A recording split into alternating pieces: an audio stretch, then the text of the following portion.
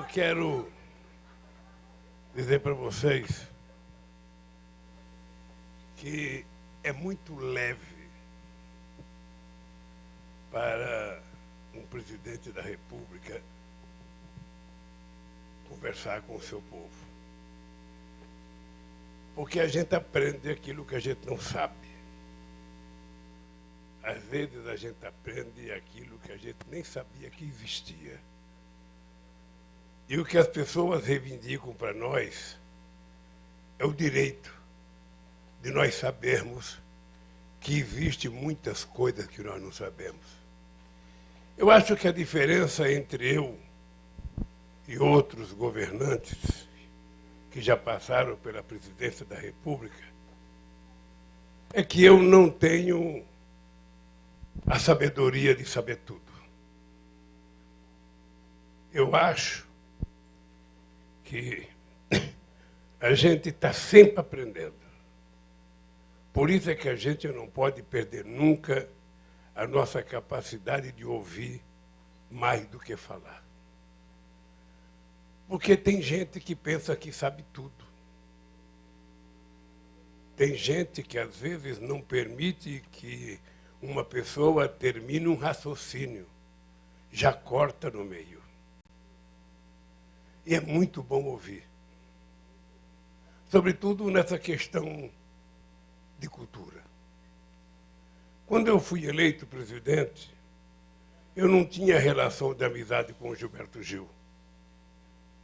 Eu apenas queria um cara que fosse importante na cultura, uma pessoa que tivesse credibilidade na cultura, uma pessoa que eu gostasse e uma pessoa que fosse negra. E o Gil representava tudo isso. O Gil era do PV. O PV nem tinha me apoiado naquela campanha de 2003. Mas eu já não estava mais procurando voto. Eu estava procurando quem me ajudasse a governar esse país. E muitas vezes os presidentes eleitos, eles não gostam de conversar com as pessoas, porque as pessoas reivindicam. E muitos políticos não gostam de ouvir reivindicação. Por exemplo, se vocês pegarem a história do Brasil, vocês vão descobrir que eu, em 8 anos, recebi mais reitores do que toda a história desde a proclamação da República. Ministro da Educação não gosta de receber reitores, porque os reitores vão pedir dinheiro para a universidade, pedir dinheiro para o laboratório, pedir dinheiro para a alimentação das crianças que estão estudando. Então, todo mundo que vai para reivindicar é chato. E as pessoas não querem receber. O presidente não ia em congresso da SBPC, porque ia lá só para ser criticado, para ser vaiado, para ser achincalhado. Eu fui em todos os congressos da SBPC. Ninguém nesse país inaugurou mais universidade do que eu e mais escolas técnicas. E era uma coisa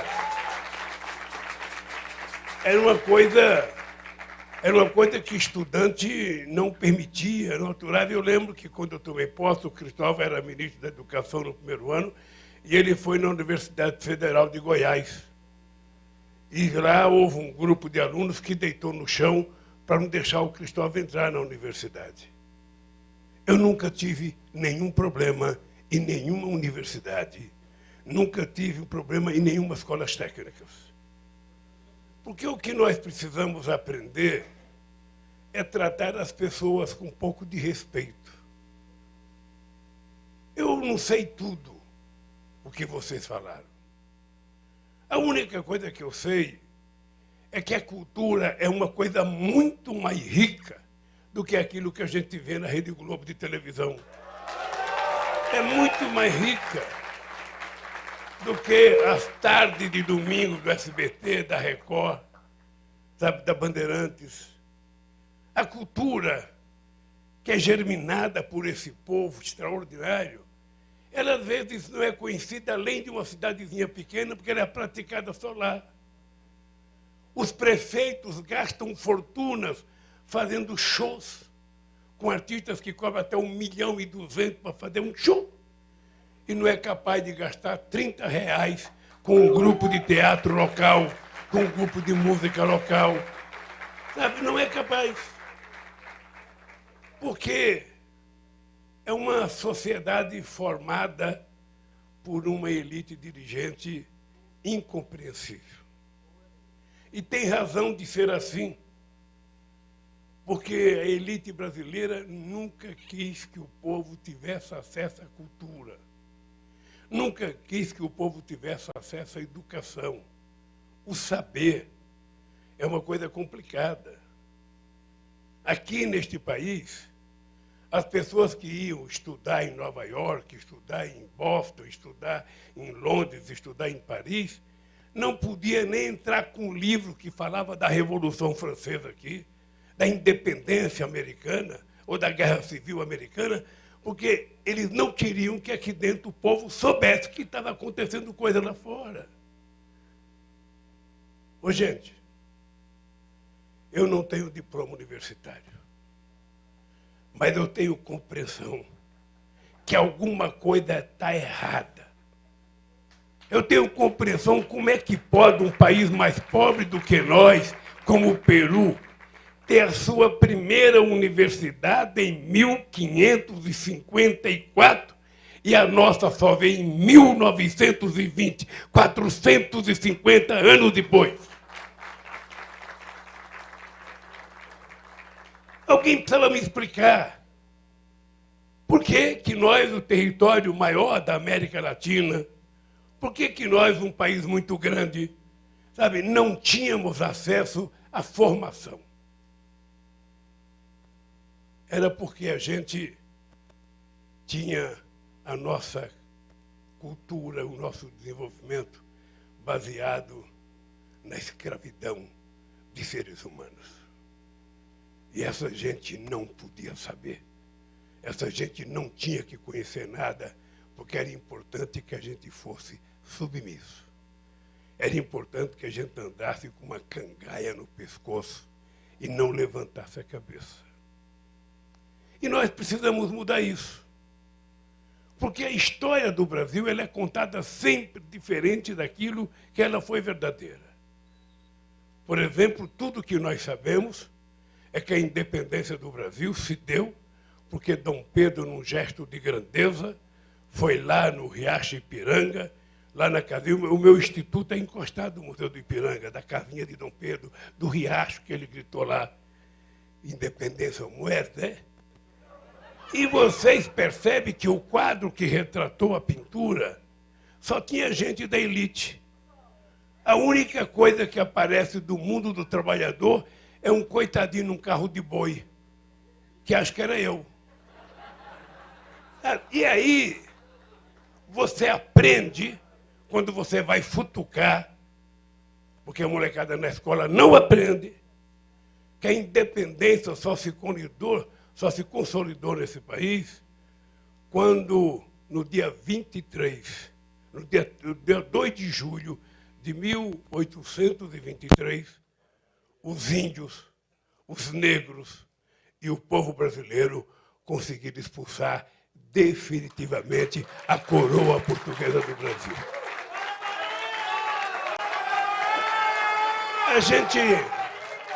A gente não conhece a quantidade das rebeliões que houve nesse país. Porque a história é sempre contada que o bandido é o pobre e o mocinho é o Estado. O rico é o pobre e o mocinho é o fazendeiro. É sempre assim. Foi assim com o Antônio Conselheiro. Contaram para nós, e eu aprendi até outro dia, que o Antônio Conselheiro era um beato, ignorante, sabe, que não sabia nada, que ele estava lutando apenas contra a República. Gente, quando você vai conhecer a história de Canudos, você percebe que ali tinha mais do que um beato. Ali tinha gente querendo mudar a história desse país e dar comida para o povo pobre desse país, dar emprego para o povo pobre desse país e dar cidadania para esse povo. mas nunca foi contado para nós. A cabanada nunca foi contado, balaiada nunca foi contado para nós. A história nunca foi contada para nós. Eu estava preso quando eu comecei a assistir no 247, através do companheiro Mauro Lopes, num programa que ele tinha às 6 horas da manhã, ele começou a conversar com um professor de Alagoas sobre a questão de Canudos. E aí me deu a ideia de pedir para ele fazer uma série. Não para mim, uma série para o 247, para o programa dele, para contar todas as rebeliões desse país. E é engraçado que em todas elas está metida a questão religiosa e está envolvida a questão cultural. É muito engraçado isso. Então, eu, quando vejo vocês falarem, eu fico pensando por que não fazer o que essa gente quer. É tão mais barato, é tão mais barato. Ô, gente, atender 10 mil artistas reivindicando alguma coisa é mais barato do que atender a um grande proprietário de terra, a um grande empresário pedindo financiamento no Banco do Brasil ou no BNDES. É mais barato. E, quem sabe, produza muito mais.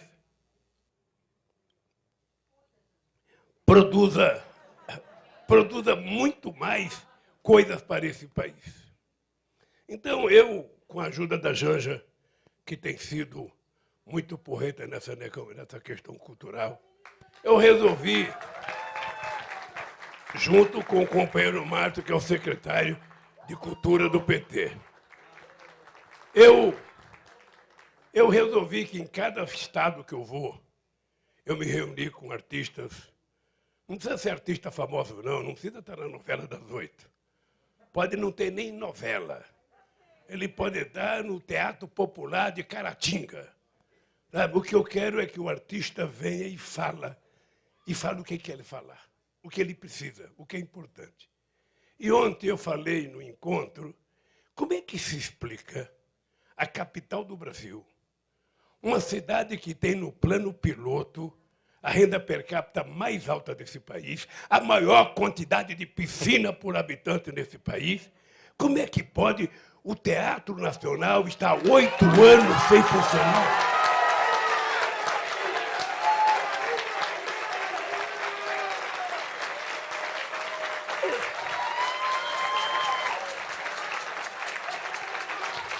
Gente,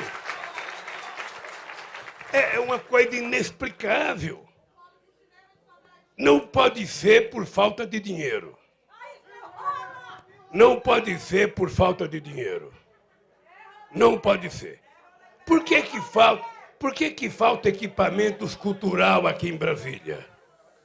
Eu acho que na capital desse país, o presidente da República deveria trazer para o governo federal a responsabilidade de que alguns equipamentos ficassem na responsabilidade do presidente da República. Porque o problema é o seguinte, o problema é que coisa essencial, é quase que como o ar que a gente respira, a gente investir em cultura. Quantos equipamentos de cultura tem na capital do Brasil? Quantos equipamentos de cultura tem nas cidades satélite? Qual é a possibilidade que o povo tem? Muitas vezes ele só tem a igreja, seja a igreja católica ou seja a igreja evangélica. Porque parece que custa caro, não custa caro. É que a gente não define como prioridade. A gente não coloca como prioridade, a gente precisa colocar como prioridade. Interessa ou não interessa fazer investimento na cultura para que as nossas crianças tenham onde praticar cultura, onde praticar leitura, onde essas nossas crianças possam ser artistas. As nossas crianças gostam. Eu tenho viajado pelo interior em outras campanhas. A riqueza cultural da cidade pequena é uma coisa extraordinária. É uma coisa excepcional, mas aquilo não é utilizado além das fronteiras daquele município. E Brasília é a capital desse país. Aqui vem gente de 8,5 milhões de quilômetros quadrados. Aqui vem gente do mundo inteiro. Sabe que Brasília era uma cidade? Eu não sei se vocês já foram a Recife, já foram ao Rio Grande do Norte. tem salões, sabe, que são alugados com a cultura local. Então, as pessoas que vão naquele estado, naquela capital, vai num restaurante e tem uma parte lá que é só cultura local, é só arte, é só exposição, sabe, de artesanato. A Brasília teria que ter, porque aqui é a cara do Brasil. Tudo do Brasil ecoa aqui. Quem sabe se a gente tivesse mais equipamentos culturais em Brasília e mais no plano piloto, é só restaurante, restaurante, restaurante, restaurante, restaurante, restaurante, sabe? E é em restaurante com uma cerveja ou outra, com um uísque ou outra, uma atrás do restaurante com uma conversa ou outra, que se trama tudo o que acontece em Brasília. Sabe? Então, se você tem dinheiro para fazer essa podridão chamada orçamento secreto, por que não faz um orçamento público à luz do dia para que o povo conheça onde está o seu dinheiro? Eu vou tentar, se voltar à presidência da República, eu vou tentar fazer o orçamento participativo a nível nacional. Eu não sei se vai ser fácil, não sei como é que pode ser feito, mas a gente vai ter que construir um aplicativo para que a gente possa fazer com que, depois da gente fazer no planejamento o modelo de orçamento, vamos espraiar para as pessoas dizer o que querem nesse país. Porque se não tiver como o povo participar, o orçamento sempre será. A comissão de orçamento é muito famosa desde quando prenderam os 7 anões, vocês estão lembrados? Sabe, não mudou nada, continua a mesma coisa. Então, a questão cultural, para mim, ela é vital. Ela é vital para que a gente possa mudar esse país no século XXI. Eu não vou estar aqui, se Deus quiser, eu posso estar, né? Não me leve, pô. Mas a verdade é o seguinte, é que nós precisamos avançar. Esse país não pode continuar sendo uma republiqueta.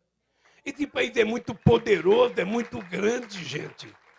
Nós temos um povo totalmente especial.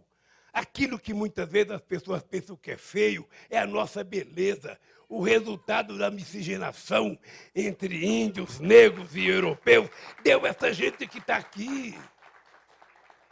E é isso que nós temos que valorizar. E só vai valorizar através da educação e da cultura. Eu lembro que, eu não sei se em 2008 ou 2009, a gente distribuía, o Ministério da Educação era o maior comprador de livros do Brasil. E eu lembro que a gente entregava só para o ensino médio 16 milhões de livros didáticos por ano. Acabou. Acabou. Porque isso não vale para uma parte dessa elite ignorante que governa esse país. Então, o que eu quero dizer para vocês? Nós vamos recriar o Ministério da Cultura. Nós vamos tentar construir em cada capital dos estados brasileiros um comitê de cultura estadual para não deixar no Ministério da Cultura ficar com moleza, para cobrar sempre o Ministério da Cultura. Nós vamos ter que providenciar e financiar o audiovisual nesse país para que a gente possa contar as histórias. Nós vamos ter que criar condições de financiar a produção de livros de pessoas humildes que escrevem um livro e não tem como publicar. Se publica, não tem como vender. Sabe? Então, a gente vai... Eu vou contar uma coisa do artesanato para vocês. Quando eu era presidente da República, eu tinha vontade de presentear todas as autoridades que eu recebesse do presidente dos Estados Unidos e da China com artesanato brasileiro. Tá? Tem coisas maravilhosas. Tem feiras em Pernambuco, tem uma feira exuberante. Na Bahia tem feira, em Natal tem feira. Sabe? Então eu falava, eu quero presentear. Você sabe por que eu não podia presentear? Porque eu precisava fazer licitação. Acontece que eu queria comprar um jumentinho do semiárido Sabe, não tinha 10 artistas produzindo, tinha um cara que fazia aquilo. Então não podia fazer licitação. Sabe, eu não podia fazer licitação do artesanato porque não podia. Eu, para dar de presente, ou eu pedia para o governador me dar um para cá para me dar de presente, ou eu tinha que pedir para o Sebrae comprar e me dar, porque o manual da burocracia não deixava a gente fazer isso. Em nome da honestidade, na verdade é em nome da burrice, é em nome da cretinice que a gente não desenvolve muito esse país. Então, eu quero dizer para vocês que nós vamos fazer uma pequena revolução nesse país. Uma revolução em que a gente não vai dar um tiro, uma revolução em que a gente não vai ficar bravo e gritando com ninguém, uma revolução em que a gente vai com muita paz, com muita educação, com muita cultura e com muito amor, extrair de dentro de cada brasileiro a riqueza que ele tem para que a gente possa produzir as coisas acontecer nesse país. Então, eu tenho esse compromisso, além do compromisso, sabe, de recuperar a educação brasileira. Eu fico triste, sabe por que eu fico triste? Eu fico triste porque nenhum país do mundo não tem na história da humanidade, nenhum país do mundo que se desenvolveu, que ficou rico, que fez distribuição de renda, sem educação antes. Não tem. Então, nós precisamos acreditar que se a gente quiser dar um salto de qualidade para a gente competir com a Alemanha, com os Estados Unidos, com a China, não adianta a gente ficar vendo o governador eleito e dizer assim, todas as pessoas que são eleitas falam assim, eu vou para a China, eu vou para os Estados Unidos. Não é pelos olhos da gente que eles ajudam a gente. É pela qualidade da política que a gente está fazendo que eles ajudam. Por que eu fiquei respeitado no mundo inteiro? Porque eu criei alguns programas que viraram exemplo nesse país. O Bolsa Família não era pela quantidade de dinheiro. Era porque a seriedade do dinheiro chegar na mão das mulheres era um cadastro único. E a mulher tinha que mandar os filhos na escola, a mulher tinha que dar vacina, a mulher tinha que fazer todos os exames que uma mulher grávida tem que fazer. Era a responsabilidade do programa. Qual empresa privada no mundo vai fazer um programa como Luz para Todos? Onde nós fizemos para 16 milhões de pessoas que viviam na base do candeeiro. Por que não era feita a transposição do São Francisco, que desde 1846, Dom Pedro, ainda imperador, queria fazer? É porque era para pobre. O usuário seria o pobre. O beneficiário seria o pobre, então não pode fazer isso. E todo mundo sabe que eu vou governar para todos, mas eu vou governar prioritariamente para o povo pobre, o povo que mais necessita e o povo que trabalha. Agora, a gente não tem que passar a ideia que a gente quer que todo mundo seja pobre, não. Ninguém quer ser pobre. Ninguém quer comer comida de segunda, ninguém quer vestir roupa de segunda, a gente quer ser bem de vida. A gente quer ser bem de vida. Como é bom a gente ter a casa da gente, como é bom a gente ter um carro, como é bom nosso filho ter celular, nosso filho ter computador, estudar em escola boa. É isso que nós queremos. Eu falo da picanha, porque eu gosto. Tem nada melhor do que você juntar a companheirada e a família e fazer um churrasco comendo uma picanhazinha, uma linguiçazinha e tomar uma cervejinha gelada. Vamos ser francos. Então, é dessas coisas que o povo precisa. Aí o cara vem aqui, o artista desaforado, e fala assim para mim, ô Lula, o que você vai cuidar dos povos de origem? O que você vai cuidar? Depois que eu esqueci da pergunta, não esqueci não. O que você vai cuidar? Porque se ele soubesse, ele me falava. Você acha que se o cara sabe, o cara não vai falar logo? Não, o que eu vou fazer? Sabe o que acontece? Eu tenho orgulho de ter sido no meu governo do da Dilma o melhor momento de cuidado que nós tivemos com os povos originários desse país. Eu tenho consciência do que nós fizemos, da quantidade de demarcação, da quantidade da saúde própria que nós fizemos para lá, sabe? Eu tenho consciência do cuidado. Mas será que era isso que era bom? Será que não tem mais coisa? Então, o que, que eu vou fazer? Nós vamos perguntar para eles. O que vocês querem que a gente faça para vocês? Será? Será que a FUNAI, tem que ser dirigida por um doutor da capital? Ou ela tem que ser dirigida por um próprio índio? Sabe? Eu falo índio, às vezes já me escurracha aqui. É indígena, porra. É indígena. Porque agora a gente tem que tomar cuidado com as palavras. Cada palavra hoje é uma bomba atômica. Então, deixa eu falar para vocês. Nós temos que cuidar de combater o racismo. E eu tentei fazer, inclusive, a educação, ensinar a história da África na escola brasileira. Foi feita uma lei para isso. Foi feita uma lei para que a gente tivesse o ensino do espanhol neste país, para que as nossas crianças... O Brasil é um país imenso, sabe? A América Latina é imensa. O Brasil é o único país que fala português, o restante tudo fala espanhol, e a gente pensa que entende. É engraçado que a gente pensa que entende. Você vai conversar com o espanhol. Eu entendo espanhol. Eu entendo. Eu falo espanhol. As pessoas acham que é só colocar um L na frente das palavras que está resolvido o problema. Vou contar para vocês uma coisa legal. Em 80 eu fui para a Espanha. Eu fui para a Espanha encontrar com as entidades sindicais na Espanha. E aí estava lá num jantar lá, comendo uma paella. Dirigente sindical da Espanha tem mais bufunfa. E estamos lá, e fala. Dirigente sindical gosta de falar pra cacete. Fala, sabe? E aí, o cara começou a falar, não, porque os maestros. Eu falei, porra, esse cara está falando de maestro, eu vou logo entrar com a música brasileira.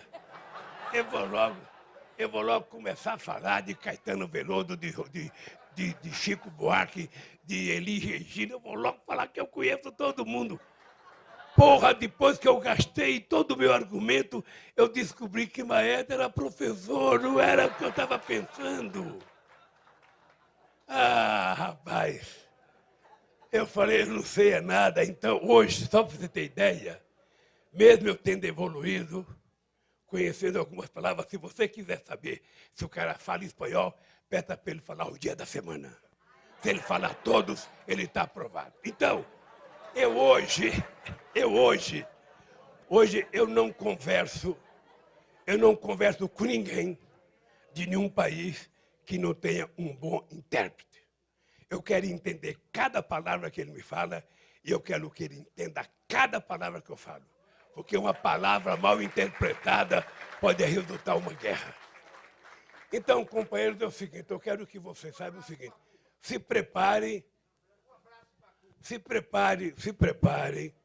que vai ter muito trabalho para vocês. E se prepare que essa luta não é difícil. Se prepare que essa luta não será fácil. Se prepare que a gente vai ter que lutar muito. Agora que eu estou com a Anitta me apoiando, eu estou...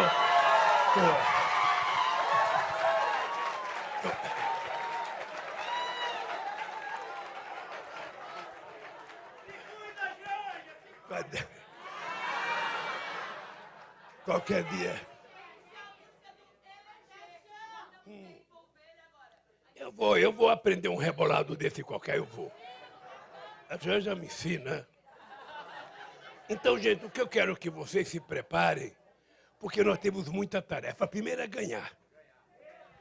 Tá? Então, veja, vocês têm que estar muito atentos, porque é preciso enfrentar a questão do fake news. É preciso criar grupos de resposta. Nada pode ficar sem respostas. Eles não têm uns argumentos para falar de nós. E nós temos as armas mais importantes, que é o nosso legado. Em todo estado que eu chego, veja que engraçado. Eu ando com o Alckmin, que é meu vice. Mas eu disse para o Alckmin outro dia, eu duvido que o Fernando Henrique Cardoso tenha colocado em São Paulo a quantidade de dinheiro que eu coloquei. Duvido. Duvido que alguém tenha colocado o dinheiro em Brasília como eu coloquei. Duvido.